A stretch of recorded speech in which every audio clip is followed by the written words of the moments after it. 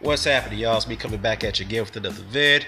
Alright, looks like Billy Joe Saunders has found a replacement for his mandatory defense of his WBO middleweight title, his second defense so far, even though this has been a very lackluster run as a middleweight champion for Billy Joe Saunders. His second defense over 2 years, which is pretty well, it's pretty much a very big letdown. I would say I'm not going to be very vulgar here, but it is very disappointing.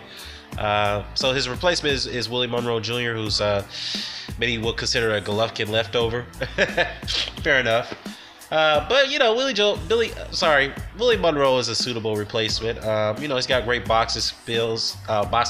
He's got great hand speed. He's very awkward. He's defensively good, but the only problem with Billy, excuse me, y'all, forgive me here. I have allergies here, so bear with me.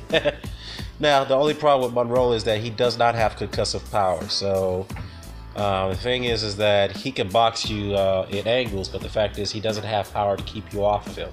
So I mean, Billy Joe Saunders is a guy who has boxability himself. He can box and use angles, but he can't come forward if he wants to. Because if you've seen the Chris Eubank Jr. fight, he pressured Eubank and at the same time utilized his boxing skills against him. So that's how he was able to prevail in that fight. So I would assume that he's going to apply the same tactics like he did in this fight against Monroe Jr.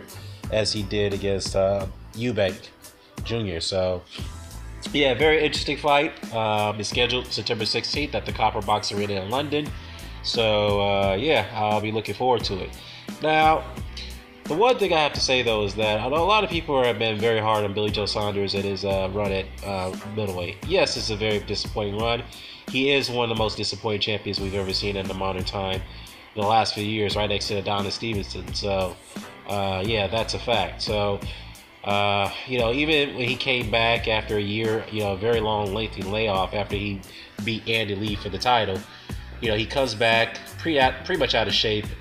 He had a lot of difficulty making that weight because he does blow up in between fights. You know, he blew up around 195, 200 pounds at one point. So yeah, he had so much trouble making that weight for his first title defense. He looked very bad in that fight, and he, to his own admission after the fight, even though he got somewhat of a very controversial decision, he got a gift decision against who was it, Max Bursock that he fought? Yeah, Max Bursock. I think it was Max Bursock he fought, and was it Max Bursock? Let me check. I'm gonna look this up. Bear with me, y'all. Just want to be accurate. So he fought.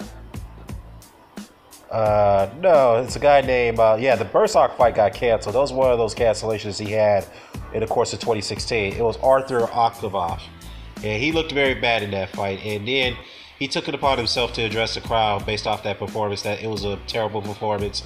And given the fact that I performed not to the best of my ability, then I don't deserve a Golovkin fight. Yeah, at least you could appreciate him for being honest and candid about it. But the fact is, now he's, people call him a guy who talks nothing but hot smoke, right? So he's all talking, no action. You know, given the fact the way he's handled the Golovkin situation, he turns down the fight due to the fact that he felt that he's getting lowballed. He felt he should get more for the risk, which in some cases you could argue maybe so.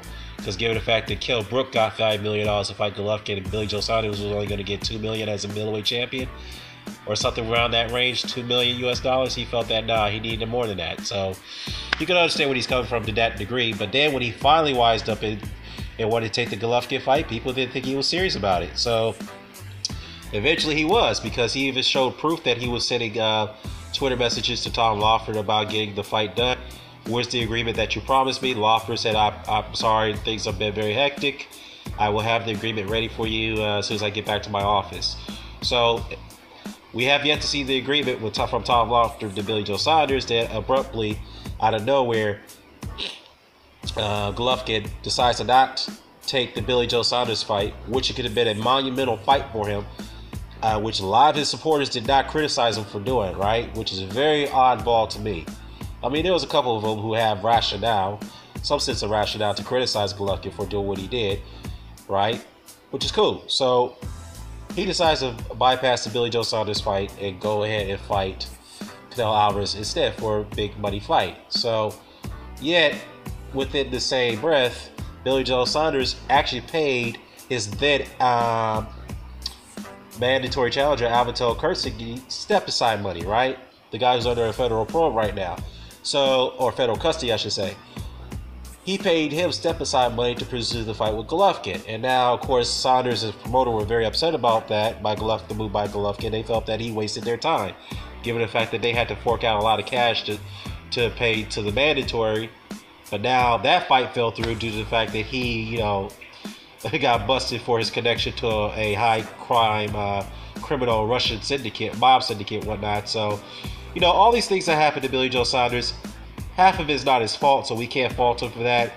But at the same time, you gotta understand that there are some of his actions that he did control. There are some of the things that there were a lot of opportunities he did turn down, like the fight with Gabe Rosado, which I will agree though that fight didn't really give him.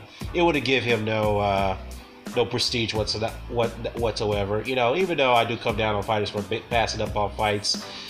You gotta back Billy Joe Saunders for that. It was meaningless for him to take a damn Gabe Rosado fight. It would brought him nothing significance whatsoever. He fought Gabe Rosado. So, that's the bottom line.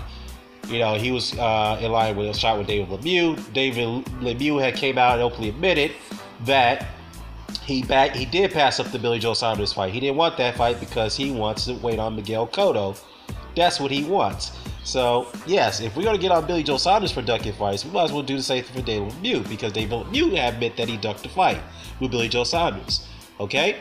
So, now we have the fact that,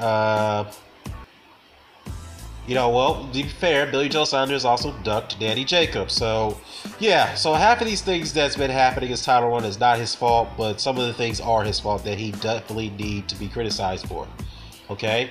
So, I think this is a good fight. It's hard to pick a winner, but if Billy Joe Saunders does impose the pressure on Monroe like he did against Chris Eubank Jr., then I definitely would favor him to win this fight. So, yeah. Drop a comments below. Let me know what you think about this fight. Yeah, and another thing before I go. I gotta say one thing. I'm being very calm and cool collective here, okay? I still see the videos coming out from the same guy who's he's now pretty much retracted everything he said about Miguel Mariaga. Now he's not using the angle of trying to propagate him as an elite fighter, because that got shot down by me in a very bad way. Okay, shout out to Fight Critic because he shot that down himself. But, other than that, he pretty much gave up on that angle. Now he's using the hypocrisy angle on Andre Ward and Tony Bellew. And how come we've never made videos this and that and the third while we're concentrated on Dongo and Crawford? Well, first things first. Let me say one thing, okay? I'm gonna just I'm gonna get straight to the point. The point is that you should be more angry. You shouldn't direct your anger towards Crawford or Dongo for making an historic fight happen. That's something that we fans haven't seen in many years. Okay? What you should do is to direct your anger towards the champions that you look up to so much, which is Gennady Golovkin and Sergey Kovalev. Why? Because Gennady Golovkin, as I initially stated, had an opportunity to take a undisputed unification bout against this man, Billy Joe Saunders. Alright?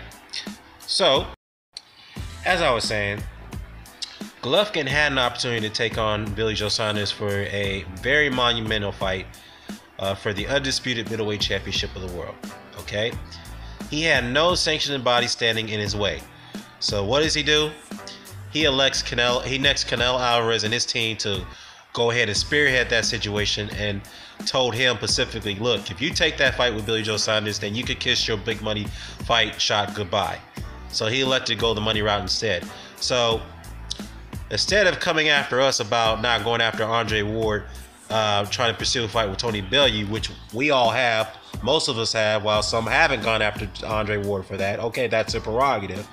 You did not go after Gennady Golovkin for bypassing the Billy Joe Saunders unification bout.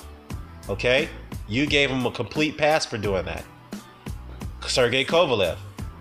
He had 2 different opportunities to fight Adonis Stevenson for the undisputed light heavyweight championship. And 2 times he backed out of the purse bid against Stevenson. Okay? You didn't bother making any videos about that situation while you criticized Adonis Stevenson for ducking Sergey Kovalev the first fight. Okay? So you want to call us out or call me out for not being impartial, which that's very laughable because I've been impartial ever since I became an uploader. Okay? So you didn't bother criticizing Kovalev for that. You didn't even touch on that issue. But rather, instead of touching on that issue, you still want people to believe that Stevenson is a true ducker out of the Kovalev situation, which is untrue. The fact is they both ducked each other, and the fact is that Kovalev was the one who had the ball in his court. He didn't capitalize on both opportunities when he could have gotten his biggest payday of his career and an undisputed championship shot at Adonis Stevenson, but he didn't do it. So, with that said, if you need to be angry at anyone, don't be angry at Julius Indongo and Terence Crawford for doing what they are doing, chasing greatness, chasing history. And don't get upset at us. Don't be angry at us for actually clamoring for the fight, who are very ecstatic about it. You should be angry at your heroes. You should direct your anger towards them. You should ask them, or actually you should ridicule them and tell them that you're not boneheaded, but you had the opportunity to chase history, but you didn't do it. You let me down. But see, you don't have the integrity to do that. No. So, with that said, so you're directing your anger at the wrong crowd of people. That's what need to be said. And another thing I have to say is that you keep bringing up the fact that Andre Ward allegedly drained Chad Dawson. Now, how many times do we have to go through this? Okay, first things first, Andre Ward did not train Chad Dawson. Okay, it was Chad Dawson who said that he would come down to 168 and fight Andre Ward. It was Chad Dawson who called out Andre Ward. Andre Ward did not call out Chad Dawson. Okay, it was Chad Dawson who voluntarily came down to weight and fought Ward at super middleweight. Okay. Now, it's funny that you and others criticize Andre Ward for that situation, will not give him credit for that win against Chad Dawson, while in turn, you guys give Manny Pacquiao full credit for all his wins at catchweights. Well, not say catchweights. Majority of his wins at welterweight were all catchweight fights. So you didn't criticize Pacquiao for winning all majority of his title wins at welterweight as catchweights, while you criticized Andre Ward for fighting to drain Chad Dawson, who Chad Dawson himself voluntarily come down to weight to fight Andre Ward. I mean, this has been proven over and over and over again, but you continue to overlook it. Why? Because you're blind with hate towards an African American fighter named Andre Ward. That's the bottom line. Okay? So, another thing. It seems that you continue to discredit Edward Troyanowski. It's funny because you and others were calling him the boogeyman of the 140 division. And yet, when he was offered to fight Terence Crawford, he turns it down. He pulled out, he ducked the fight. You didn't criticize Troyanowski for that. So it's funny now when Troyanowski gets knocked out by Julius Indongo, now you and others have walked away from Troyanowski and threw him under the bus. Unbelievable, man. Anyways, that's all I got to say. I'm out.